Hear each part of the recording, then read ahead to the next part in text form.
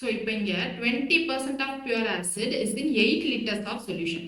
So 8 liter ஒரு solution இருக்கு, அதில் 20% வந்து எனக்கு ஆசிட். சரியா, 20% ஆசிட்.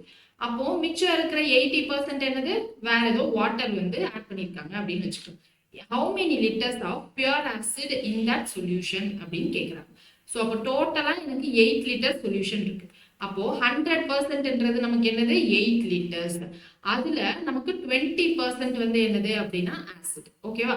ஸோ அப்போ 108 20னா என்னது அப்படின்றது தெரியும். ஸோ அப்போ 20க்கு எக்ஸ் அப்படின்னு போட்டுக்கலாமா? அப்போ இதில் 0 0 கேன்சல் பண்ணிடலாம். 2 டேபிள் இதை கேன்சல் பண்ணால் என்ன வரும், 5 அப்படின்னு வரும். ஸோ அப்போ இங்கே எக்ஸுக்கு என்ன வரும், டயகனலாக மல்டிப்ளை தான் பண்ண முடியும். ஸோ 5x ஈக்குவல் டு 8ன்னு வரும். So X equal to 8/5. So அப்போ இங்கே 8/5னா 1.6ன்னு வந்துருமா? ஸோ 5 8 1ல 5 ரிமைண்டர் 3 0 ஆட் பண்ணணும்னா இங்கே பாயிண்ட் வைக்கணும். So 6 5s are 30. ஸோ அப்போ 1.6 தான் நம்மளுடைய ஆன்சர். ஸோ புரியுதா? ஈஸியாக தான் இருக்கும், ரொம்ப கன்ஃபியூஸ் பண்ணிக்கூடாது. அடுத்தது பாருங்க, 1100 boys and 700 girls are examined in a test. 42% boys and 30% of the girls pass. Find the percentage fail அப்படின்னு கேட்டிருக்காங்க. ஸோ டோட்டலாக எத்தனை பேர் எழுதியிருக்காங்க, 1100 பாய்ஸும் 700 கேர்ள்ஸும். ஸோ டோட்டலாக 1800 பேர் டெஸ்ட் எழுதியிருக்காங்க. சரியா, இதில் 42% பாய்ஸ். ஸோ 42% பாய்ஸ் பாஸ் பண்ணிட்டாங்க, 30% கேர்ள்ஸ் எனக்கு என்ன பாஸ் பண்ணிட்டாங்க. இப்போ எனக்கு டோட்டல் ஃபெயில் எவ்வளோன்னு தான் கேட்குறாங்க. அப்போ 42% பாய்ஸ் பாஸ்னா எத்தனை பர்சன்ட் பாய்ஸ் ஃபெயில், 58% ஃபெயிலா? எப்படி, 100 - 42 58% ஃபெயில். அப்போ இங்கே 30% பாஸ்னா 70% கேர்ள்ஸ் ஃபெயிலா? அப்போ டோட்டலா எனக்கு பர்சன்டேஜ் ஃபெயில் எவ்வளோ அப்படின்னு கேட்குறாங்க. ஸோ அப்போ இங்கே 58% ஆஃப் 1100 எனக்கு என்ன பண்ணிட்டாங்க அப்படின்னா ஃபெயில் ஆயிட்டாங்க. ஸோ பிளஸ் இங்க என்ன பண்ணணும், 1100 ஆஃப் 58% டிவைடட் பை 100 பிளஸ் எனக்கு 700ல 70% ஃபெயில். ஸோ 700 ஆஃப் 70/100 அப்படின்னு போடணும். ஸோ இந்த 2 0 இந்த 2 0 கேன்சல் ஆயிடுமா? இந்த 2 0 இந்த 2 0 எனக்கு கேன்சல் ஆயிடும். அப்போ இங்க என்னது 7 × 70 490 அப்படின்னு கிடைச்சிடும். ஸோ அடுத்து இங்கே என்னது 11 × 58 அப்படின்னு போட்டோம்னா டோட்டலாக எத்தனை பேர் பாஸ் இல்லைன்னா டோட்டலாக எத்தனை பேர் ஃபெயிலு அப்படின்றது நமக்கு கிடைக்கும். ஸோ 490 ப்ளஸ் இங்கே என்னது 58 × 11 58 × 10னா 580 58 × 11க்கு 58 × 1 போட்டுக்கலாமா? So which is equal to 58. So 8 இங்கே 13 1 638.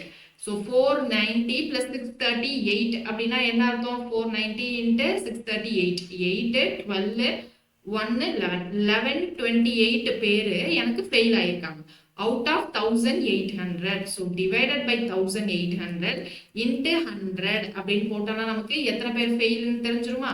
ஸோ இதை சால்வ் பண்ணிட்டு என்ன பண்றீங்க அப்படின்னா கமெண்ட் செக்ஷன்ல ஆன்சர் மறக்காம போடுறீங்க. சரியா, ஸோ சால்வ் பண்ணி ப்ராக்டிஸ் ஆகட்டும்ன்றதுனால தான் கொடுக்குறோம். ஓகே, ஸோ கண்டிப்பா கமெண்ட் செக்ஷன்ல போடுங்க. கமெண்ட் செக்ஷன்ல நான் பார்த்துட்டே இருக்கிறேன். ஸோ அடுத்து என்னென்ன examination out of 480 students 35 of girls and 70% of boys are passed. How many boys appeared in an examination if total pass percentage வந்து 75? So 480 members வந்து எனக்கு எக்ஸாமுக்கு அப்பியர் ஆகிறாங்க. ஸோ அதுல கேர்ள்ஸ் பாய்ஸ் இருக்காங்க. அதுல கேர்ள்ஸ் 88% என்ன பண்றாங்க, பாஸ் பண்றாங்க. So 85% of girls passed, 70% of girls வந்து பாய்ஸ் வந்து பாஸ்ட். இப்போ டோட்டல் பர்சன்டேஜ் பாஸ் வந்து 75. ஸோ இவங்க ரெண்டு பேரையும் சேர்த்தா மொத்தமா எனக்கு 75% பாஸ் பண்ணியிருக்காங்க. ஓகேவா, இப்போ எனக்கு எத்தனை பாய்ஸ் அப்பியர் ஆயிருக்காங்க அப்படிதான் கேட்குறாங்க. ஸோ இங்க என்ன பண்ணலாம் அப்படின்னா வேர்ட் ப்ராப்ளம் மாதிரி சால்வ் பண்ணா பெருசா போகும். இங்க நம்ம மிக்சர் அப்படின்னு ஒரு கான்செப்ட் இருக்கு, பிரின்சிபல் ஆஃப் அலிகேஷன் இல்ல பிரின்சிபல் ஆஃப் மிக்சர் அப்படின்னு சொல்லலாம். ஸோ அந்த கான்செப்ட் படி என்ன பண்ணலாம்னா இங்கேயும் பர்சன்டேஜ் இங்கேயும் பர்சன்டேஜா, இப்போ இது ரெண்டையும் மைனஸ் பண்ணி இங்க எழுதுனா என்ன ஒரு 85 - 75 10%. அப்ப இங்க 70 - 75 டிஃபரன்ஸ் தான் வேணும், அது பிளஸ் தான் மைனஸ் தான் தேவையில்லை. ஸோ டிஃபரன்ஸ் என்னது 5%. இப்போ இது ரெண்டையும் நம்ம சிம்பிளிஃபை பண்ணா என்னது 5 டேபிள்ல கேன்சல் பண்ணா 1 to 2 வரும். அப்போ girls is to boys ratio என்னன்னா 1:2. Girl is to boys ratio 1:2. So 1:2னா 1 + 2 டோட்டலா 3 பார்ட்ஸ். அந்த 3 பார்ட் தான் எனக்கு 480 ஸ்டூடெண்ட்ஸ். இப்போ எனக்கு என்ன வேணும், பாய்ஸ் மட்டும் தான் எவ்வளோன்னு தெரியணும். ஸோ பாய்ஸ் மட்டும் என்னன்னா 2 பார்ட். அப்போ 2 பார்ட் என்னன்னு தெரியணும்னா என்னது எக்ஸ்ன்னு போட்டுக்கலாமா இப்போ பாக்ஸ்குள்ள போட்டு. ஸோ அப்போ இதை நான் 3 டேபிளில் கேன்சல் பண்ணால் 1ல் 3 மிச்சம் 1 6ல் 18 0. அப்போ டயக்னலாக மல்டிப்ளை மட்டும் தான் பண்ண முடியுமா? அப்போ X equal to 2 into 160. So நம்மளுடைய ஆன்சர் 320. இதை நீங்கள் ஃபார்முலா படி லாஜிக் படி போட்டிங்கன்னா ரொம்ப கன்ஃபியூஸ் ஆகும். ஸோ அதனால இது என்ன பிரின்சிபல் அப்படின்னா பிரின்சிபல் ஆஃப் மிக்சர் அப்படின்னு வரும். ஸோ ரேஷியோவில் படிப்போம் மிக்சர் அண்ட் அலிகேஷன்ஸ் அப்படின்னு சொல்லிட்டு. ஸோ அதில் இந்த மாதிரி கான்செப்ட் தான் யூஸ் பண்ணுவோம். சரியா? ஸோ அந்த கான்செப்டை முன்னாடியே சொல்லிட்டோம். இங்கேயும் நமக்கு பர்சன்டேஜில் இருக்குது. ஓகே, நோட் பண்ணி வச்சுக்கோங்க. ஸோ அடுத்தது பாருங்க, as new salary after 15% increases 1932. புது சேலரி 15% இன்க்ரீஸ்க்கு அப்புறமா கொடுத்துருக்காங்க. அப்போ 100 + 15 115. அதோட வேல்யூ 1932. அப்போ ஓல்டு சேலரி என்ன, அப்போ 100% என்ன அப்படிங்கிறது தான் நம்மளுடைய கொஸ்டின். ஓகேவா? ஸோ இப்போ நான் இதை 5 டேபிளில் கேன்சல் பண்ணால் இங்கே 20, இங்கே என்ன வந்துடும் 23. ஸோ இப்போ கண்டிப்பாக இது 23 டேபிளில் கேன்சல் ஆகிற மாதிரி தான் இருக்கும். So 23 into 8 போட்டு ட்ரை பண்ணாங்க. 8 3s are 24 2 16 plus 2 184. அப்போ இங்க 8 போட்டா 184. அப்போ மிச்சம் இங்க என்ன இருக்கு 7 72 அப்படின்னு இருக்கும். 63 into 4 போட்டா என்ன வந்துரும் 3 4s are 12 1 92 அப்படின்னு இருக்கும். சாரி, இங்க 9 தான் வரும் 7 ன்னு சொல்லிட்டேன். ஸோ 92. அப்போ 84 அப்படின்னு கிடைச்சிருச்சு. ஸோ அப்போ எக்ஸ் வேணா என்னது cross மல்டிப்ளையா? So x equal to 20 into 84. So 20 into 84 na 84 2 na 8 16 1680 தான் answer. So option B. அடுத்தது worker receive 11,250 as bonus which is 15% of his annual salary. Annual salaryல 15% போனஸா வாங்குறாரு. எவ்வளவு போனஸ்? 11,250 ரூபாய். His monthly salary எவ்வளவுன்னு கேக்குறாங்க.